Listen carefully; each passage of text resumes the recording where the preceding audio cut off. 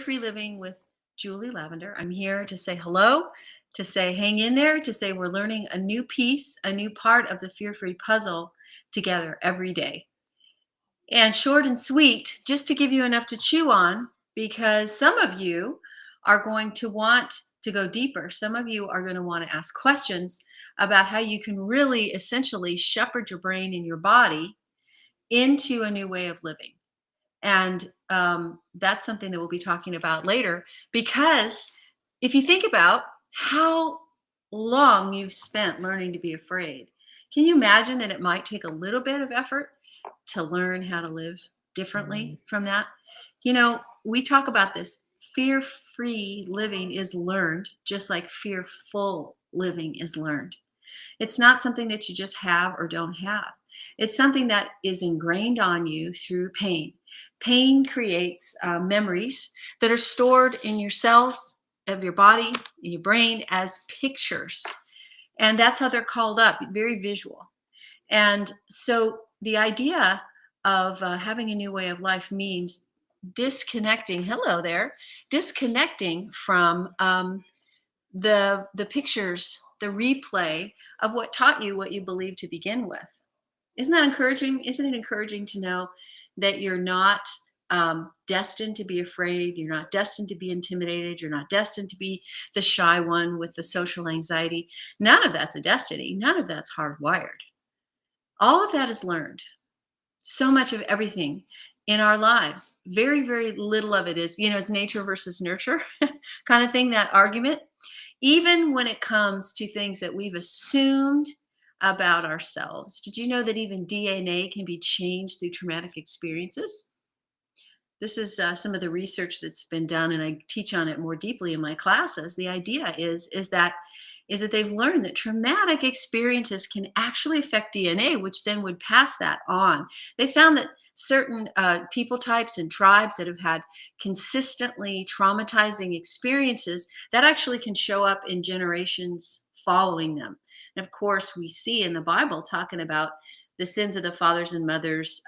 That's right, Iceman, they fall in the third and fourth generation.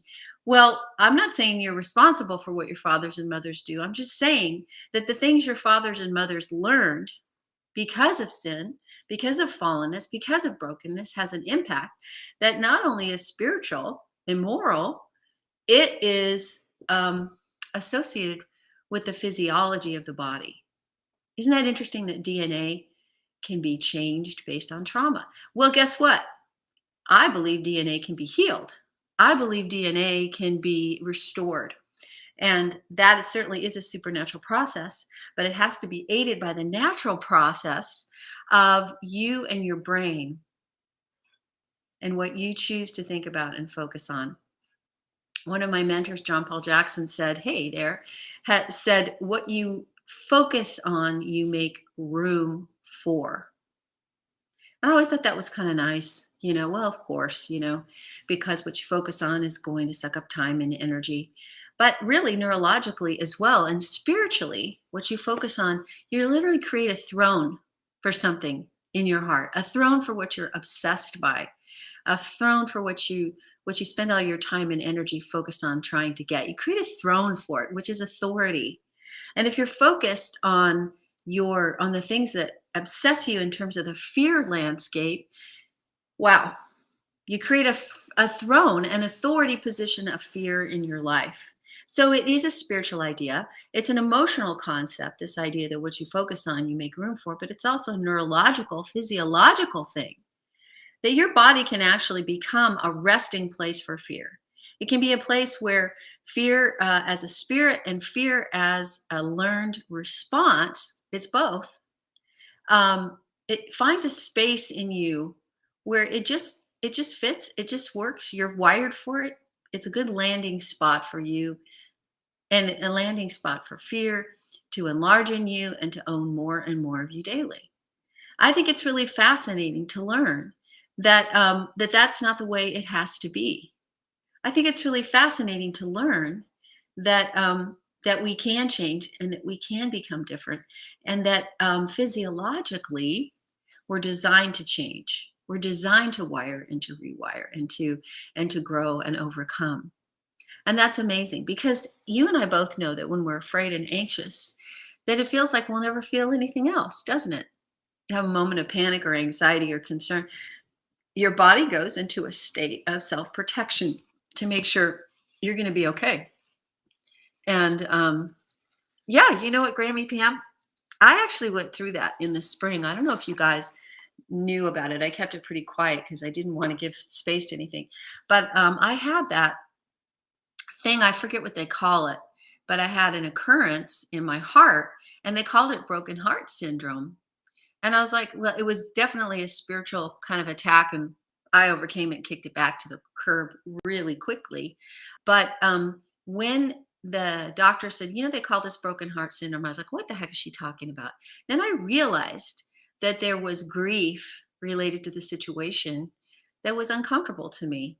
And I think, honestly, physiologically, the heart muscle knows what your body is feeling, the response of the rest of your body through the hormones and all of the functions to protect you, and it feels the physical weight of that kind of stimulus in the body, stimuli in the body, those kinds of stimuli in the body. And I think it really does affect the heart. So if you're overwhelmed and there's a response of pain, especially if that pain feels so deep you want to die, right? That's definitely going to trigger acute stress response. When your pain is so deep, I don't feel like I want to live, or I just don't think I can overcome this.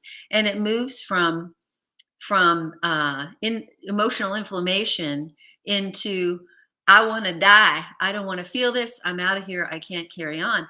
That's definitely going to take pain from woundedness, emotional sadness, or whatever, into fight or flight response, which then gets your entire body jacked up, right?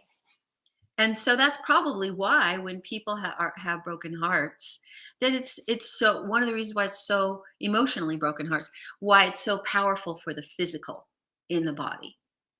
So we're fearfully and wonderfully made. We're designed, we're woven together in our mother's womb. And when I think about that, I think of the weaving of the earth suit, the weaving of the brain as the captain of the ship, as the hard wiring for the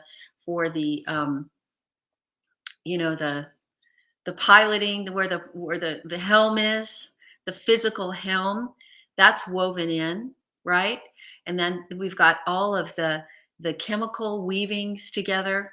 We've got the physiologically, sometimes people can be in so much pain that they kind of ache, that their bodies ache, or you feel it in the pit of your stomach. So what is that, right?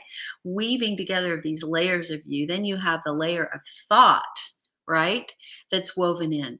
And the layer of self-perception, belief, choice. And then, of course, you have the layer of the spirit. And so we really are fearfully and wonderfully made. We really are woven together in all of those ways. But the good news I want to leave you with is that they're woven together ultimately as a beautiful support system for your authority, for your freedom. This whole thing that God gave you and made you to be was created to give you the resources that you need in order to do what it is you choose to do. So if you choose to avoid and procrastinate and not trust him or learn to trust him, if you choose to stay bitter and calcified, if you choose to stay angry, if you choose to stay traumatized, this body's going to go to town and make sure you have that experience. It's 110%. It's all the way in. It's going to completely, that's right, Jamie Pam, use it wisely. But if you determine, you know what, that's not how I want to live, believe it or not, believe it or not, if you're serious about your intention and you begin to take the helm and you take your brain off of autopilot and your body off of autopilot and your emotions off of autopilot, and you go in there and you begin to direct the rudder of your life and the helm and the of your ship, it will come into line.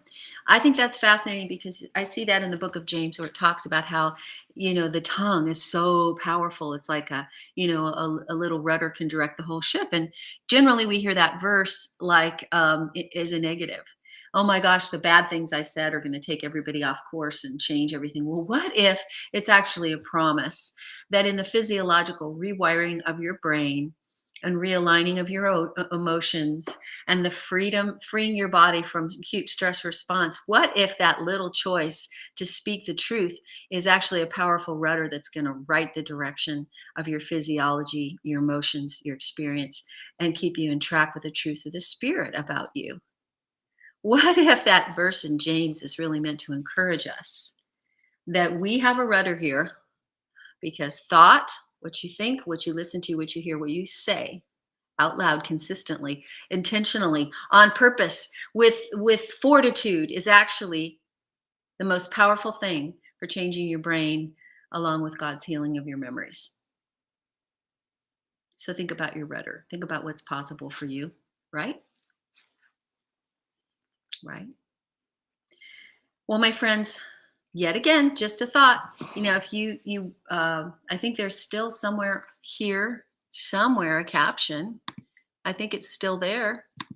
That's right. Show you're interested in. Nope, it's there. Come on. If you're interested in watching a video about this that I created for professionals to kind of train them, hey, come on, let's see. There it is. Okay, you can go and watch this video, and I teach a little bit more about this and give people some things to think about, what they might want to consider. In the meantime, who's got the authority in your life? Who's got the authority over your thoughts? Who's choosing the way? Where are you focusing? What are you putting your energy into? What are you building a throne for in your life? Today I'm going to build a throne for confidence, creativity, productivity, settledness, grace, encouragement, joy. Right? That's what I'm building. Who are you? Who are you building a throne for? What are you building a throne for? Your whole body will support that and worship at that throne, in the sense that it will bow down to the authority of the thoughts that you're thinking and the words you're saying. All right, my friends, I will see you tomorrow. You have some new things to think about, and I will catch you then.